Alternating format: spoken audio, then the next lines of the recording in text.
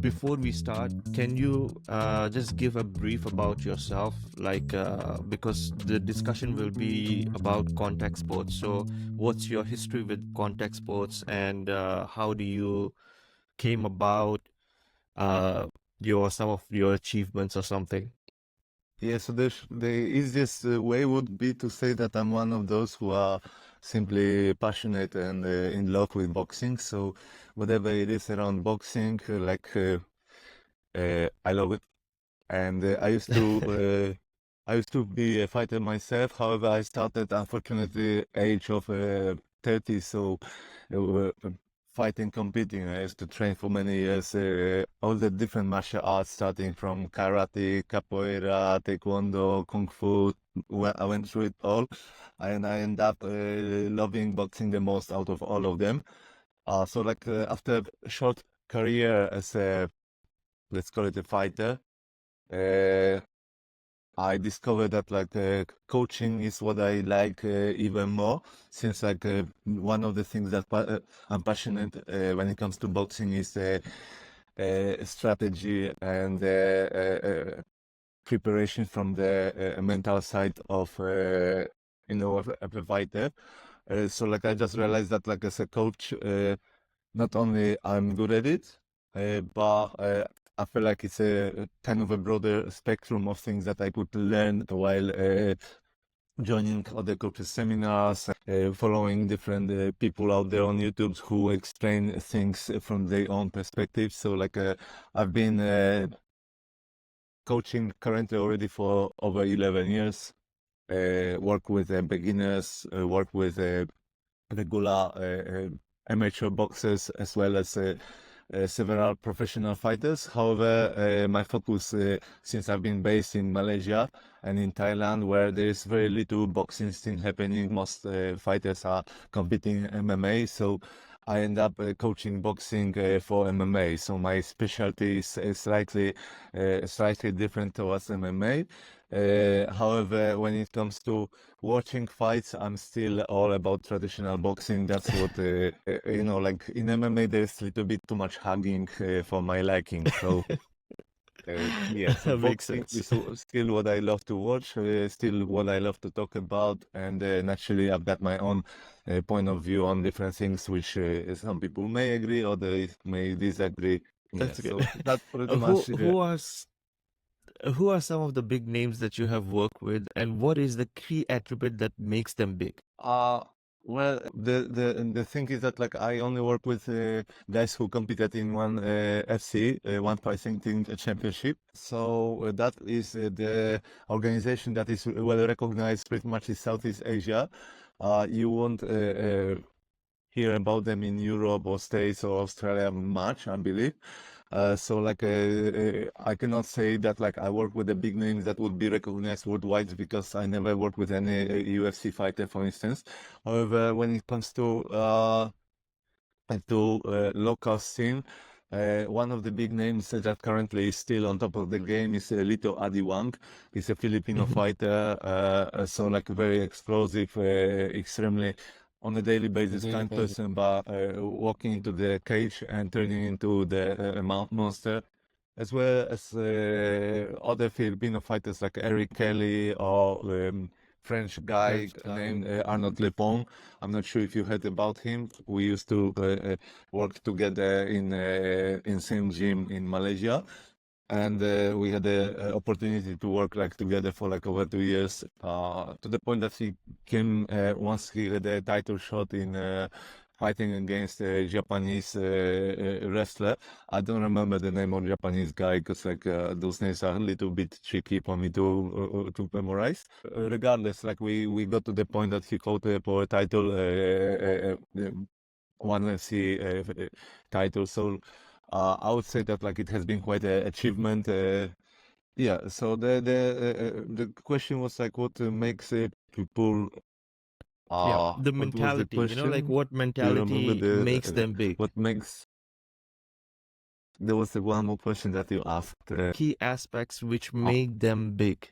well, I would say that based on my My life experience, discipline is the one, and consistency is the one that is the most important factor. Like I've seen guys who have incredible talent and who would quickly come to the conclusion that that's all it takes, just be talented. And initially, it usually well brings solid results. However, uh, dedication, consistency, discipline in the long term, that is the way to go. That's something I believe the most is the most important thing that the qualities that the fighter need to have if the fighter wants to stay long in the business. Yeah. Not to mention that love to the sport itself. Like it's really hard to be good at doing it when you have no passion, no desire. Yeah, I believe I think this was one of the conversations that we were having yesterday regarding some of the athletes as well. Like some people they have potential to be a fighter themselves, but some people have potential to be something else. Like you, you thought that you have more passion towards coaching rather than being a fighter yourself, right? I mean, Yeah, you found more passion towards that, and I feel like a lot of people have capability of fighting, but not to a stage where they're breaking records or they are creating a different dimension of, you can say, like a level for themselves. What about coaching? I mean, I know the community is very close. So I know that a lot of people, especially like in Malaysia and Thailand, Indonesia, these a lot of coaches know each other, and the community becomes like a very small family kind of thing, right? How do you guys? I mean, how is the relationship between the community within themselves? Is it more competitive in Asia, or is it more like friendly? Everybody is helping out everyone. Because I know in Europe and even in USA, the scene is quite different. Like the competitiveness is very strong over there. What about Asia? yeah, interesting question. So, as you pointed out, the scene is much smaller, so it does sometimes feel like we're in the town hall where everyone knows everyone to some degree, because boxing, martial arts overall, especially in my opinion, MMA, it attracts also a tremendous amount of people with a let's call it little bit ego that is overblown quite often. So there's always a number of people who will be creating tension. So like the small community comes Mhm. with lots of a little drama that is happening between fighters. The thing is that like I learn to stay away from it as far as possible. So like I'm very respectful towards everyone, Mhm. trying to distance myself emotionally from many of those little dramas that are happening here and there. I feel like this is the healthiest way to move forward, especially again since like almost so many coaches know. I mean, we know almost all each other. It just Yeah. there isn't that many events happening in Malaysia, and there isn't that many fighters in Malaysia at current stage. Mhm. It's picking up. Past pandemic, I realized that there is just so much more events happening already, and the interest in martial arts here is growing. Yeah, so that's I guess everything I can say on that part. However, just one thing that I wanted to add is that like just picture yourself in the situation in which you cornering a fighter that has been your student for past 2 3 years, just to realize that he's fighting some other student of yours who trained with you prior this particular student. So and you ending up like having two of your students fighting in the cage against themselves while you cornering one, and the other one looks at you like you kind of betrayed him, and you feel like, but how? So there are some nuances since fighters tend to change gyms as well. Mhm. So one guy Yeah. who will be your student today, he may be in a different camp a year from now, which yeah, can make it a tricky situation. Yeah. And this begs to another question. Like how do like a first time beginner chooses a club? Because in Asia what I've seen is that there of course there are a lot of clubs out there, but prominent clubs are a few. Like for example, in Malaysia, I can name a few. Like for example, for me, when I was working out in Malaysia, I knew that I had three choices, and all of these three choices were for specific reason. Like for example, I when I was focusing on fighting for Muay Thai, I wanted to go for Bakri because Bakri is very like he's very you can say like prominent for Muay Thai specific. But Mm-hmm. when it comes to Muay Fit, it is much more casual. It is much more fitness related. You can just go over there for, I would say, like an everyday gym. It's much more relaxing. You're trying to get your fitness ready. The community is very, very welcoming. Everybody is very nice over there. When it comes to monarchy, it's much more, I would say, MMA focused. It is much more jiu-jitsu focused. So I feel like this has been my experience. But of course, like there are a lot of other clubs who are out there and who are very specific. So when a beginner who doesn't have any idea about contact sports, but they are interested, they're trying to gain a more attraction towards this as a sports or as a hobby, they don't know yet. How do they actually, what is the best outcome for them? How should they choose? Well, it's so important first to realize what goals do we have, because there are a number of people who care only about the fitness part of basically martial arts, so they don't really care so much about learning proper skills, and competing is not at the spectrum of the interest whatsoever. So such a person will have a different goals comparing to someone who actually uh, is interested in competing in the future, either amateur or professional.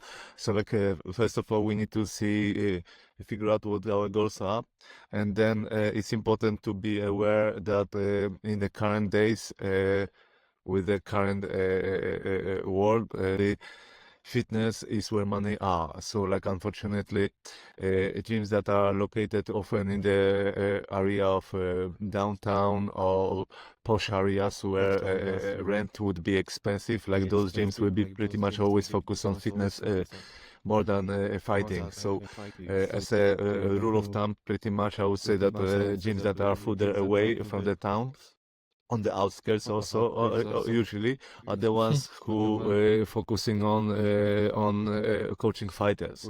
Unfortunately, that's just a reality on the ground. So like fighting gyms as per se, like they are not as profitable as they would be if they focus on fitness, like a box fit, or even Muay Fit back in the days was such a gym. So that that's pretty much something that need to be always remembered. And then, well, there's no other way, better way than just Google places in the area that we can reach, since like well, Kuala Lumpur is a big city. So, and then just drop in to each one, see for Yeah. yourself. Always check out for yourself which one resonate with you, where you feel comfortable, what is your hygiene standard level. After pandemic, I realized that still many people out there are wearing masks, and they still very cautious about cleanliness in the gym. Yeah. So again, figure out your goals, check out places around you, and choose for yourself. I don't think there would be any better way to achieve that. Good thing is that we live in the age that it's easy to find out about all the gyms in the neighborhood through Google. It's not the way it used to be back in the days that you had to walk around and look for posters or ask people if they know any gym around. Yeah. That was quite cute though. Like you were almost like looking after the some treasure.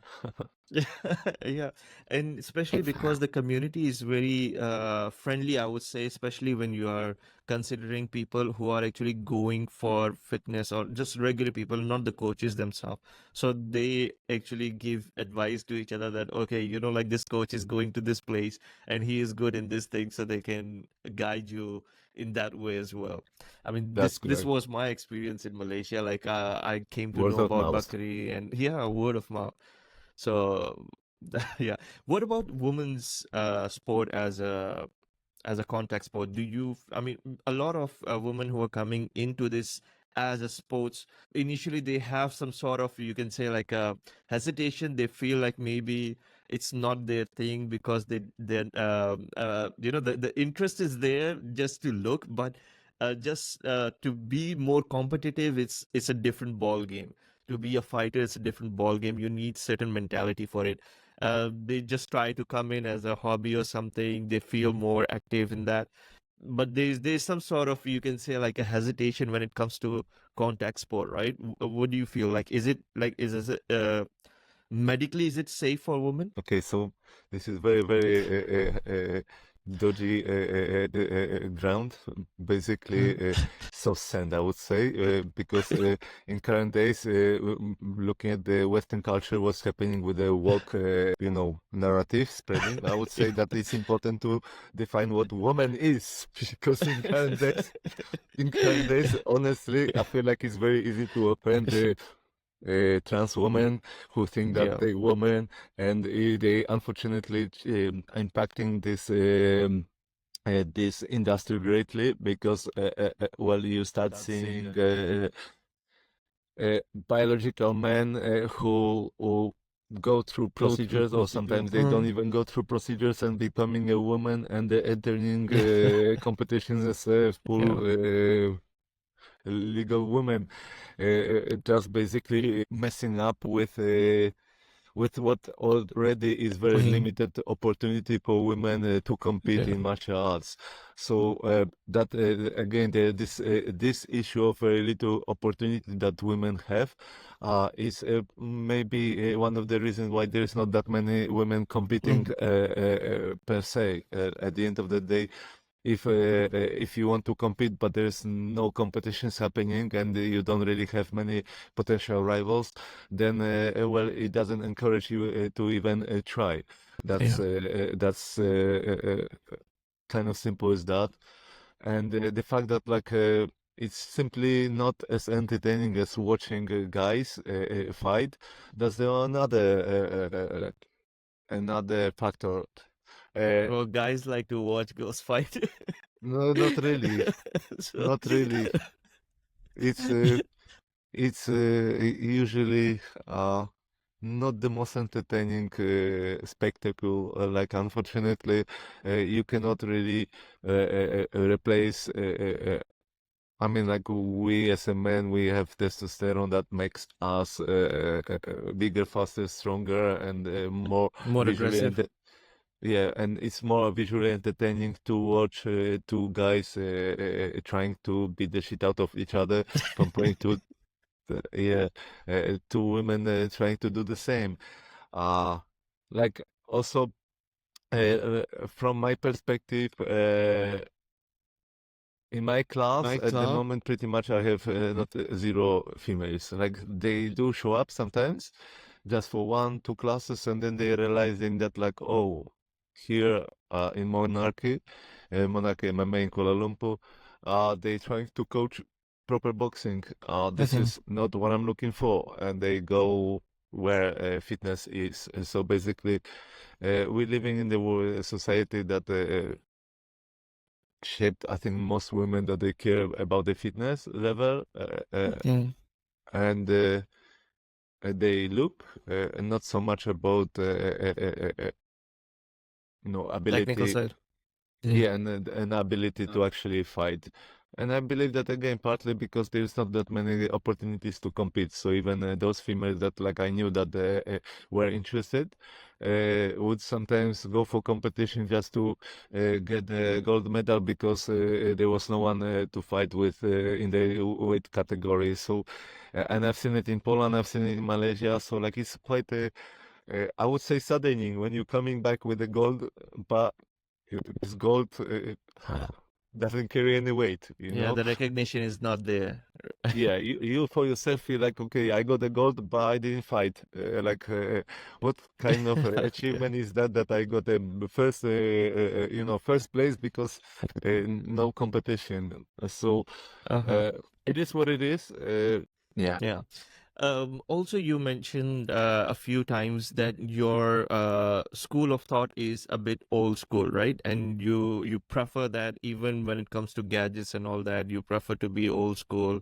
It's much more relaxing for you. How do you see boxing evolving now? And do you think that the evolution of boxing now is much more positive, or it's a need that it needs to evolve now? I afraid that I may have a little unpopular view, but I would say that boxing, MMA, all those sports will face extreme the upcoming challenges with the advancements of technology and medicine itself. It's just, I think it's a matter of time to be able to tamper with your DNA and many challenge. It will come bring many other challenges. The way we didn't deal with any of it before. So, like, if we now have issues with the steroids being abused, imagine if like you could be able to impact your DNA at the early stage of your body growth. I'm just wondering, honestly, if one or two generations from now, martial arts, the way it now, will still exist. How I'm not sure where the world is heading. Like it's hard for me to foresee where the boxing and the MMA could be heading in the nearest future. It's still there are still things happening. Like there are still good fights happening out there. However, I think it's obvious that boxing golden days are long over. I would say that all those martial arts sports are slowly in decline, and many challenges will be lying ahead of us. However, at the same time, the gloom and doom of economy and the world collapse is out there. And one thing I learned is that in countries with no opportunities, where there's no jobs, then uh, and poverty is on a higher level. Let's say that that's where the best fighters usually come from. Who knows? Maybe if the world will be crumbling, we will turn out to have more fighters looking for ways to make some money. You know, maybe today you're running your podcast, in 5 years you will be like in the cage making some money to pay Again, your rent. I think my doctor will not allow that anymore. I think the career of a fighter, if you have fought for almost 10, 12 years, you have fought a lot. Yes. It also Yeah. depends on the kind of opponents you're fighting and your style. So, naturally, people who have a very defensive style, like Mayweather, for instance, like they don't get Mm, as much punishment during their fights comparing yeah. to other guys like Canelo or Golovkin, which they very extremely like clashing with Yeah. their opponents, knocking them out, which is extremely entertaining to watch. However, that kind Yeah. of style brings lots of punishment to our body. So, yeah, it's depending Yeah. on your style and your opponents on the way. Uh, yeah, you can last longer or shorter, but yeah, Mhm. 10 years, 10 years, that's a lot. Because there's a lot of money to be made in, especially in big matches, especially with big organizations like, for example, UFC and even one championship. There's a lot of money to be made. They Most of the time you will see people have this perception that most big matches are already fixed, right? Regardless of the results, somebody will have something to say that, like, oh, because he dived this, or uh, you could see the fight wasn't as entertaining as the hype was created. So there's a perception that, like the fights are fixed. I know that, of course, like there is a lot of match fixing going on, but is it that common? I really cannot tell for sure like how much manipulation is happening behind the scenes of like rich powerful people.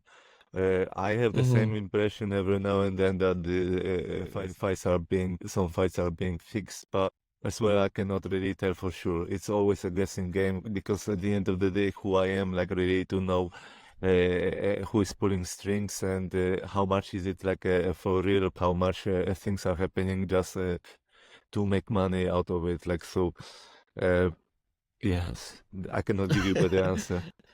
Yeah, but the reason why I ask is because now Jack Paul and Mike Tyson's fight is becoming the next big exhibition, right? Correct. And if you see his previous fights, I mean, it's he's a crowd puller because he's entertaining. He's also been working with I think WWE also. So there is a perception that the fight will be rigged. The only and even like Mike Tyson's last fight, people say that like he was going easy. It wasn't real Mike Tyson that they know. So there's still a perception that regardless of how much hype they're creating, maybe this fight will be the same. It's already pre-planned fight. Yeah, that is quite a possibility, especially since you would notice that until now the rules of the fight are still unclear. So basically, it haven't been decided as per yesterday. Yesterday was 14 April. So that if this fight will be a exhibition fight or is it gonna be a professional fight? So basically, there are some regulatory bodies that need to make decision, and it seems that like it doesn't matter that like both of those fighters they would like to be on the rules of a pro fight.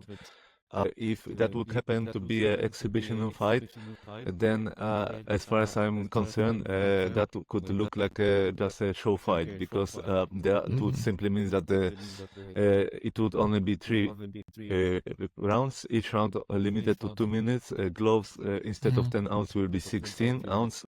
And at the same time, from what I learned, is that there won't be a winner in any other way than knockout. So basically, though, Mhm. if it would go full distance, then there won't be a winner selected. So in that particular Mhm. case, I would say that like that can look obviously as just a show more than anything. Like it would give Tyson altogether only 6 minutes with the big gloves to knock out someone who, okay, like I cannot see Jake Paul being able to stand the ground with any sort of exchanges against Mike Tyson, but he may be able to run in away from exchanges for those 6 minutes. That sufficiently he can simply uh, uh, stay alive. That is possibility. If it would turn to be a pro fight, naturally, I would expect that Tyson also will take it seriously. So, like, let's see first which way it will go, what the rules will be Mhm. of the fight announced hopefully soon. Yeah. When it comes to professional fighting, I think it will be a little bit difficult when it comes to Mike Tyson as well, because for him to stay fit and all that, he has been taking enhancement drugs. That this is known because he's been trying to stay active even before there was a even a discussion of this fight. So he has been regularly trying training himself, trying to stay fit. This is known. But of course, like how you discussed previously about the drug enhancement tests and whatnot. So if it is a pro fight, I think maybe there will be some sort of issues when it comes to drug testing as well. That's what I feel. Yeah, that could be a challenge, and even more of a reason to believe that it will be another exhibition fight, which well, Yeah. we will most likely not give the same excitement, and it may look at the end of the day as something that I wouldn't say it's rigged, but it doesn't look as serious as we would all like it to be. Like at the end of the day, expectations are that this fight would be uh, all Mike Tyson one more time. Even if just for those 2 3 rounds. Let's see if he can pull it off. And again, like I would say that if that will be an exhibition, then the drive probably won't be there. It will be not the same for even both fighters. Basically, it is a game changer if you're fighting in the real ring as a professional fight comparing to exhibition. Like it builds a very different mindset even for the fighter itself, knowing that like yeah, well, exhibition doesn't really count for a record, and it's just a show fight basically as at the back of your head you will still have this thoughts that like okay, it's just a show fight. So Yeah. let's see which way it will go. But you have a good point that like it's a great, quite a challenge to approve it as a pro fight. Profile. If Yeah. yeah, if they would have to bend maybe some rules. The only I don't know. Let's see how this will play out. Like at the end of the day, sometimes money matters more than anything. Mike Tyson is a big name, and Jake Paul, let's say that like he's a big YouTuber who Yeah. decided to become a boxer. Like I've seen Yeah. it a number of times when used to train. Sometimes every now and then I'm in Thailand, so I see people who are YouTubers who come with money, with thousands of followers, and they want to do some fighting because it's part of the image that they now trying to build. So like it's not that Yeah. they are fighters from the bottom of their heart, but it's something that they realize that like okay, this is a personality I like to build. So that's how I see Jake Paul as a YouTuber in the first place who decided that okay, this is I want to build a personality of a fighter. I want to attract this audience and monetize it later on. So like he's doing a great job as a YouTuber. He seems to know what he's doing most of the time. As Yeah. a fighter, I have a mixed feelings. Like I don't think that like I would ever came across him any of his fight, or I would really be interested with learning from the way he fight. If he wouldn't be a famous YouTuber in the first place, basically his name would probably like never reach my ears, because as a fighter I consider him well, not at this level that he maybe think that Yeah. he is. For me, I feel like when you're in a ring, if it is not pre-fixed or pre-planned, both parties always have a chance. Of course, overall, if you're looking at the career, you can never compare Mike Tyson's career with Jack Paul. Jack Paul's career, it's barely a few handful of fights which are prominent fights. Uh, of course, we're not going to consider like sparring sessions or whatnot. But when it comes to Mike Tyson's career as a whole, it's a legendary career. The kind of fights that Mike Tyson have had, they've been legendary fights. Jack Paul hasn't even touched even scratched the surface of that career. Absolutely. But of course, like when it comes to real fighting, everybody has a chance and anything can happen if it is done. If it is all real. I believe Jack Paul has some advantages being young and every single thing. Um, and of course, like because of Mike Tyson's age, if there is even a slight injury during the match, he can have some trouble. But with the passion and the background that we know of Mike Tyson, he's the kind of a person that he will be dying, but he will still be acting as if like he's the lion in the ring, So the you can say the impression that he will always have, he will never back down kind of a impression, if the fight is real. You're right, if he will really try. Like, let's hope that like he will Yeah. not basically dilute his career by like really trying Yeah. do a little few more fights just to, I don't know, get some more money, Make but a few without months. without really putting much into it. So like yeah, Mhm.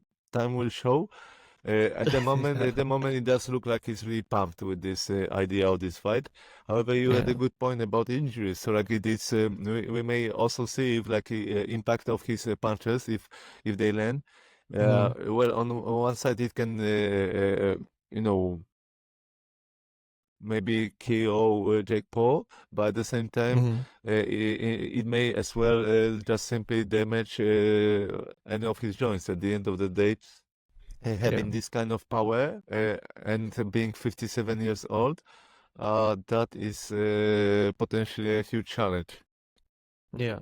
I think the important thing will be to see the first round. During the first round, however he will be planning, that would be very important. If Mike Tyson can actually put him in the ropes in the first round, it will be game over for Jack Paul. That's what I Yeah, think. yeah. So let's see. Jake Paul, well, definitely. Let's see if he did the homework, like lots of footwork and clinch that Mhm. would help him save the game. So let's have a look. If I would be a Jake Paul, I would spend hours with the Muay Thai guys, asking them help me to clinch. Like Yeah.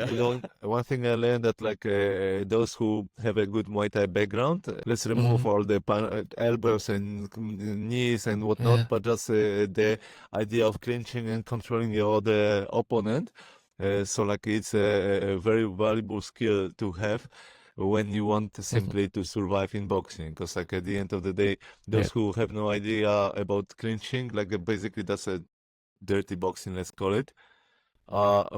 Well, it's easy to neutralize the Mhm. aggression and strength if you know how to clinch. And great example is Tyson Fury. He's like not only very unpredictable, very interesting style to watch, Mhm. amazing defense, but like anytime he's in trouble, he just clinch and he hangs his body Mhm. on his opponents. So like Yeah. it's a great way to survive whenever you're in trouble. So let's see if Yeah. Jake Logan will do his homework in June. Yeah. Yeah, But then there is one more scary thing about that, because Jack Paul, I'm not sure whether he can take a punch of Tyson Fury. Sorry, Mike Tyson, because Mike Tyson can really punch. If he clinches and there is one body shot, which is proper body shot from Mike Tyson, it's game over also. I cannot disagree. I yeah, because I feel like you cannot be close to Mike Tyson. Well, if you're good with clinching, you can kind of efficiently neutralize punches by Hmm. really hanging and like hanging and controlling other person hands. Yeah. But the thing is that like referee will not like it, people won't like it, and yeah, it's Yeah. not the fight. It's more like yeah, I just want Yeah. to avoid the fight to survive, kind of a strategy. And Yeah. as you pointed out, And like mentally, body punches can mhm. kill. Yeah, yeah, and mentally you will be inferior then, and like if in a fighting match, if you are mentally inferior, the opponent will destroy you. You cannot come back from it. It becomes very difficult. If in first round he's clinching and Mike Tyson is just throwing punches left and right, I think Yeah, it would be very difficult for him to recover in the second round then. absolutely, absolutely. Yeah. Well, hopefully it will be an Or- exciting fight. Time will show. yes, yes. I mean that's the main point. I mean, as long as it is entertaining, that's what we want, and Yeah, it's real, and we want blood, and it's real. Yeah, we want blood. Yeah, blood. We that's want for blood. sure. Thank you so much, Piotr. I really appreciate it. If there Cool. is one good advice you want to give to the future fighters who are trying to come in, what would it be? Uh, Learn responsibility, accountability, and discipline. Those things will matter not only as a fighter, well, like whatever you do in your life, but as a fighter, that helps you, will help you uh, stay in the business for quite some time. That's Yeah. basically those are characteristic of our personality, I would say, but those are things that seems to be very common between all the fighters that like have been long term in the business that I came across, and they still moving forward. So like it's one trait that we can work on regardless on our physics. The one trait that may be a great stepping stone per se. Yeah, definitely. And stay safe. And stay safe. Yeah. Yeah, because one thing and then your career is over and you can even lose your life. So it's a dangerous sport. Yeah, Yeah. don't try this at home. That's right. This cool. Yeah, actually, there was before I go. So lately Yeah. we had one student who came with the father. So the student is just like 14 years old, and his father wanted him to join boxing because like he said that like he's training at home. But at home he doesn't have even a punching bag. So like I asked him, well, how does he train? And he goes like, yeah, he watch YouTube and then he punches the wall. And I'm like, what? And I look at his knuckles and his knuckles are bruised up and little, and I'm like, okay, that's not the right way to go. Don't leave it home. Yeah, I mean, yeah, I think most kids they when they're growing up and they have passion, they don't have anything else. They start to punch walls. Looking at the movies, like a lot of movies used to teach Karate that. Kid, yeah. Even when I was yeah, even when I was growing up, I used to punch walls and try to like balance your knuckles so that it doesn't hurt these places. Yeah, This is reality. this is Thank you reality. so much, Piotr. Stay safe. Cheers. I really appreciate it. Have a nice day. See you. Cheers.